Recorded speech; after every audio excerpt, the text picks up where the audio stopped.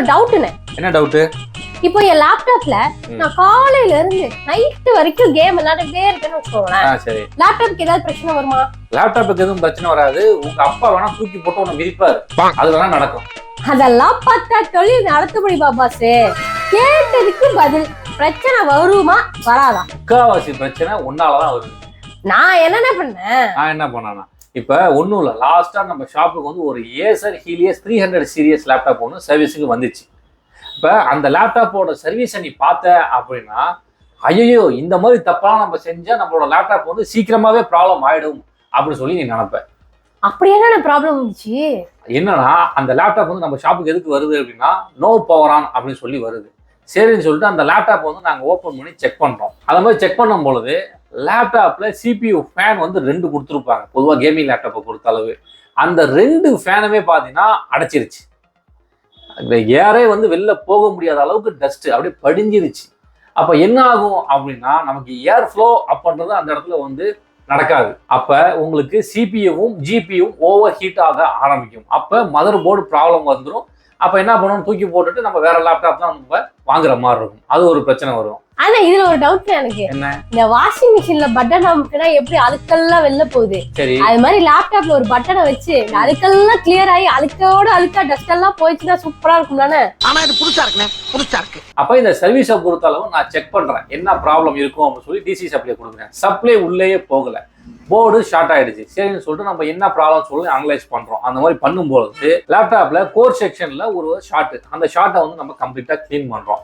அது மட்டும் இல்ல, லேப்டாப்ல பார்க்கும்போது முடி, டஸ்ட், இது எல்லாமே வந்து நிறைய அப்படியே படிஞ்சு இருந்துச்சு. இதெல்லாம் வந்து இருக்கக்கூடாது. ஏன்னா காம்பவுண்டன்ஸ் நமக்கு எப்படி கொடுத்துருப்பாங்க அப்படின்னா, உள்ள ஃபுல்லாவே வந்து நிறைய ரெஜிஸ்டர், கெப்பாசிட்டர், ஐசிஸ் இது எல்லாமே கொடுத்துருப்பாங்க. இந்த மாதிரி மண், டஸ்ட் இதெல்லாம் போய் அடையிறப்ப இந்த மாதிரி ஒரு பனி சீசன்ல பார்த்தோம் அப்படின்னா அப்படியே ஒரு மாதிரி தண்ணி மாதிரி அப்படியே இருக்கும். அப்போ போர்டு வந்து ஷார்ட் ஆகிறதுக்கான வாய்ப்பு நிறைய இருக்கு. அப்போ இந்த லேப்டாப்பை வந்து நம்ம எல்லாமே கம்ப்ளீட்டா ரெடி பண்ணி முடிச்சுட்டு நம்ம வந்து ஆன் பண்ணி பார்க்குறோம். ஆன் பண்றப்ப லேப்டாப் வந்து பர்ஃபெக்டா ஒர்க் ஆகுது. அப்போ இந்த கேஸை பொறுத்தளவு உனக்கு என்ன புரியுது? புரிஞ்சுதுண்ணே. என்ன புரிஞ்சுது? டஸ்ட் எல்லாம் கிளியர் பண்ணா நல்லா இருக்கும்னு புரியுது. உங்களோட லேப்டாப்பை நீங்க எந்த அளவுக்கு வந்து கிளீனா வச்சிருக்கீங்களோ, அதாவது இன்டீரியர்ல, அந்த அளவுக்கு வந்து உங்களோட லேப்டாப்போட லைஃப் அப்படிங்கிறது இன்க்ரீஸ் ஆகும். ஆக்சுவலி உங்க லேப்டாப் வந்து ஓல்டு லேப்டாப் தான், ஆனா ஒரு 3 இயர்ஸுக்கு அப்புறம் இந்த மாதிரி டஸ்ட் எல்லாம் இருக்கா அப்படின்றத பார்த்து கிளீன் பண்ணி வச்சிருந்தாங்கன்னா இந்த லேப்டாப்போட லைஃப் இன்னும் ஒரு 3 வருஷமோ 4 வருஷமோ எக்ஸ்டெண்ட் ஆகி போயிருக்கும். சரி, இது மாதிரி வேற ஏதாவது கேஸ் அட்டெண்ட் பண்ணிருக்கீங்களா? இந்த மாதிரி கேஸ் வந்து லாஸ்டா அசூஸ் ரக் ஒன்று வந்துச்சு. அதுல கஸ்டமர் செஞ்ச பெரிய தப்பு எனக்கு வந்து ரொம்ப கஷ்டமாகவும் போச்சு. அது ஏன்னா அசூஸ் ரக் எடுத்துட்டு வராங்க. என்னன்னா ஃபேன் வந்து கிரு கிரு கிரு கிரு கிரு கிருன்னு சவுண்டு. ஓப்பன் பண்ணி பார்த்ததுல மொத்தம் ஜோடியா தான் கொடுத்துருப்பாங்க கேமிங் லேப்டாப்பை பொறுத்த அளவு ஃபேனு. அதுல ஒரு ஃபேன் ப்ராப்ளம் ஆயிடுச்சு, ஒரு ஃபேன் நல்லா இருக்கு. அப்ப நான் அதை தம்பிகிட்ட சொல்றேன், தம்பி ஒரு ஃபேன் ப்ராப்ளமா இருக்கு, ஆனா நம்ம சேஞ்ச் பண்ணணும் அப்படின்னா 2 ஃபேனையும் சேர்த்து தான் நம்ம சேஞ்ச் பண்ணணும் அப்படின்னு நான் சொல்றேன் அவர்கிட்ட.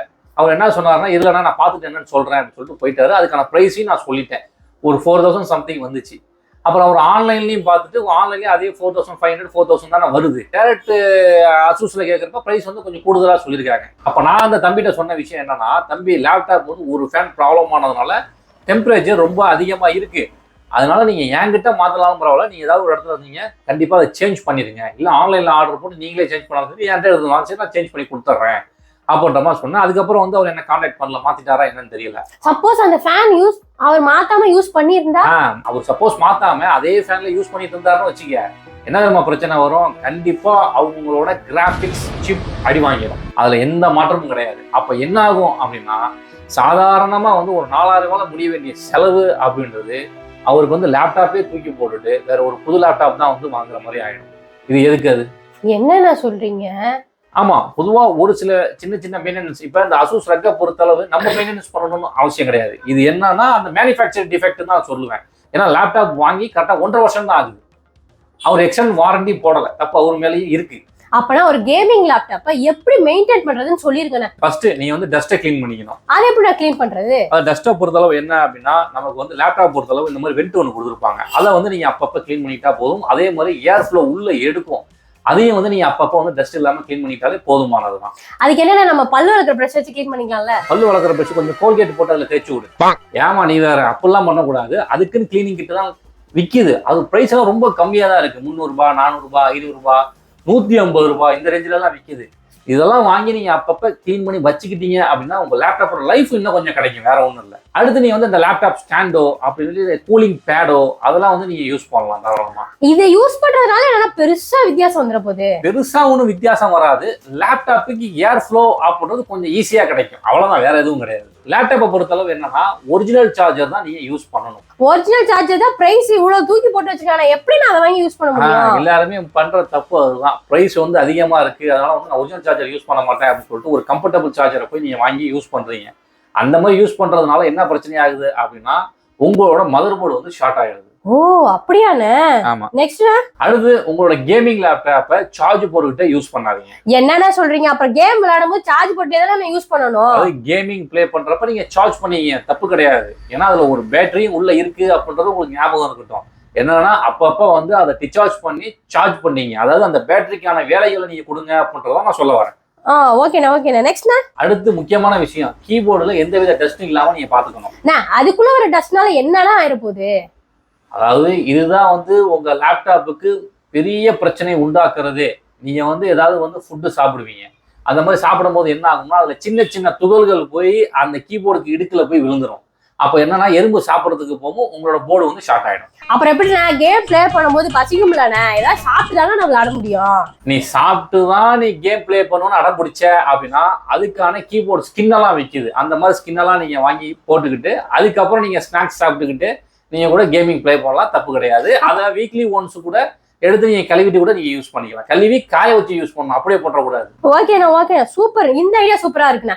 நெக்ஸ்ட் வந்து தெர்மல் பேஸ்ட். தெர்மல் பேஸ்ட் வந்து நீங்க எப்பப்பெல்லாம் ட்ரை ஆகுதோ அப்பெல்லாம் வந்து நீங்க வேற தெர்மல் பேஸ்ட் சேஞ்ச் பண்ணிக்கிறது ரொம்ப நல்லது. அது எப்படி நான் தெரிஞ்சுக்கிறது ட்ரை ஆகுதுன்னு?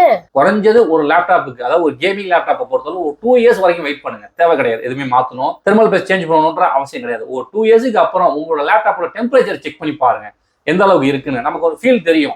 ஒரு 2 இயர்ஸுக்கு அப்புறம் ஓவர் டெம்பரேச்சர் அதிகமா இருக்கா இல்ல எப்பயும் போல நார்மலா தான் இருக்கா அப்படின்றது, அதை வச்சு கூட நீங்க தெர்மல் பேஸ்ட்டை சேஞ்ச் பண்ணிக்கலாம். ஓ அப்பனா இதெல்லாம் மெயின்டைன் பண்ணா லேப்டாப்புக்கு பிரச்சனையே வராதுன்னு சொல்றீங்க. இந்த மாதிரி நீங்க பண்றதுனால என்ன ஆகும்னா 5 இயர்ஸ் வர வேண்டிய லேப்டாப் எக்ஸஸா ஒரு 5 இயர்ஸ் வரைக்கும் நமக்கு வந்து லைஃப் கொடுத்துரும். மொத்தம் 10 இயர்ஸ் வரைக்கும் நமக்கு எந்த பிரச்சனையும் இல்லாம ஓடிட்டு இருக்கும் இந்த மாதிரி சின்ன சின்ன மெயின்டெனன்ஸ்னால. ஆனா இங்க நிறைய நம்ம கேஸ் பாக்குறது வந்து எதனால வருது அப்படின்னா இந்த மாதிரி ப்ராப்பரா மெயின்டைன் பண்ணாதனாலதான் வந்து நிறைய பிரச்சனைகள் வந்து இங்க சந்திக்கிறாங்க. அதனால ஒழுங்கா உன்னோட கேமிங் லேப்டாப்பை மெயின்டைன் பண்ணிக்க, இல்லாட்டி தேவையில்லாம 80,000 ரூபாய் 70,000 செலவாயிடும். பாத்துக்க. என்னடா சொல்றீங்க? என் லேப்டாப்போட பிரைஸே 24,000 தானே நான் சொல்றாங்க. இப்ப 24,000 அப்படி என்ன லேப்டாப் அது? இப்ப 2026ல கொடுத்த கவர்மெண்ட் லேப்டாப்னா? கவர்மெண்ட் லேப்டாப்பா? ஏமா நீ கேமிங் லேப்டாப்னு சொன்னதுனால இவ்வளவு தூரம் நான் வேகமா சொல்லிட்டு நான் கேமிங் லேப்டாப்னு எங்கன்னே சொன்ன? லேப்டாப்ல கேம் விளையாண்டேன்னு நான் சொன்னேன். கேம் விளையாண்டியா? அப்படி என்ன கேம் விளையாண்டதுல 24 ஹவர்ஸ்? பாம்புக்கு என்ன இந்த வால்ல தொடாம சுத்திக்கிட்டே இருப்பாங்களா, அந்த கேம்ல. சூப்பர்.